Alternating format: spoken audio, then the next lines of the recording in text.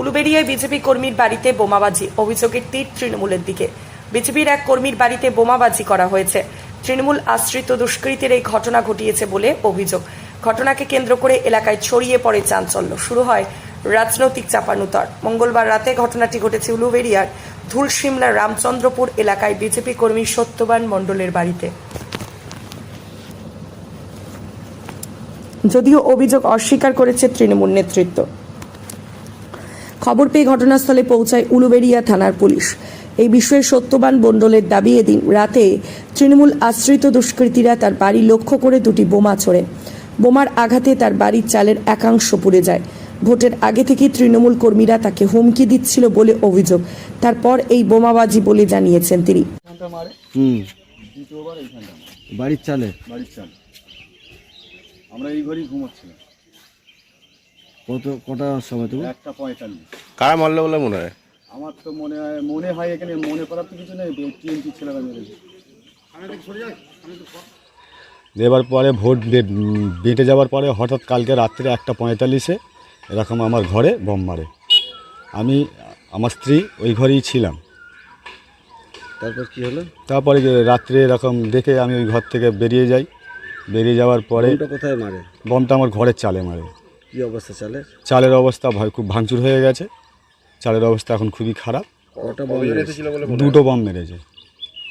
আর ওরা 5-6 জন এইখানে ছিল, পিছনে অনেক লোক ছিল। আগেও আপনি হুমকি দিয়েছিলেন? আগে আমাকে প্রচুর হুমকি দিয়েছে। আপনাকে হুমকি দিচ্ছিল কেন? আমি বিজেপি করি বলে। আমি বিজেপি করি বা এখানে একটু দেখাশোনা করি বিজেপি ছেলেদের সঙ্গে, সেই জন্য আমাকে হুমকিটা এরকম দেয়। নিজেরাই নিজেদের বাড়িতে বোমাবাজি করে এখন সেই দোষ চাপাচ্ছে তৃণমূলের ওপরে। অভিযোগ অস্বীকার করে এই দাবি জানিয়েছেন তৃণমূলের ইরাপুর অঞ্চল সভাপতি বুহান মল্লিক। না, দেখুন, আমাদের মা মাটি মানুষের সরকার, তৃণমূলের সরকার, মমতা ব্যানার্জির নির্দেশ আমরা মেনে চলি। আমরা কোনোদিন কোনো অশান্তির পক্ষে নয়, অশান্তির বিপক্ষে। সত্যমান যেটা কালকে সত্যমানের বাড়িতে বম পড়েছে অভিযোগ করেছে, ওনারা নিজেরাই নিজেদের বাড়িতে বম মেরে ওনারা তৃণমূলকে একটা দোষারোপ করার চেষ্টা করছে। কোনোদিনই আমাদের ছেলেরা এই বিশ্বাসী নয়। ওরা 2-4 গাছেই আছে, ওখানে বেশি কিছু নাই। আমরা ওদের ঘরে কোনোদিন ওদের ঘরে সহযোগিতা করেছি। আমরা রিজার্ভ আমাদের হীরাপুর অঞ্চলে 8টা অঞ্চলে ওরা এজেন্ট বসায়নি। আমরা বলেছি এজেন্ট বসা, ভোট করো, কিন্তু এই এতে করে ভোটের দিনও গন্ডগোল করেছে। তবুও আমাদের সাথে আমরা করেছি যে না, শান্তিপূর্ণভাবে ভোট হোক। এখানে আমরা জিতবো 1-2 হাজার ভোটে নয়, 2-2.5 লক্ষ ভোটে আমাদের সাদ্দামে জিতবে প্রার্থী।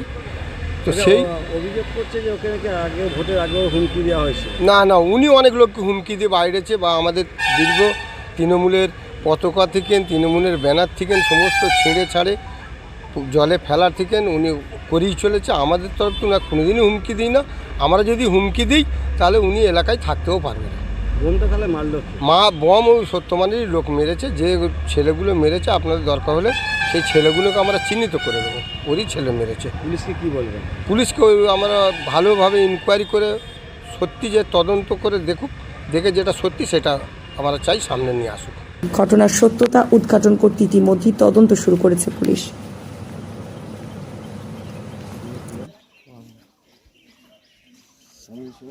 আঙুলটা দিয়ে চলে যাবি আবার।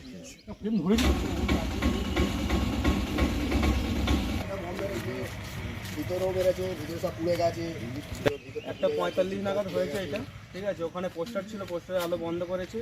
করার পরে এই পজিশন থেকে দেয়ালে ফার্স্টে মেরেছে, তারপর বাড়ির চালে মেরেছে, ঘরের ভিতরে।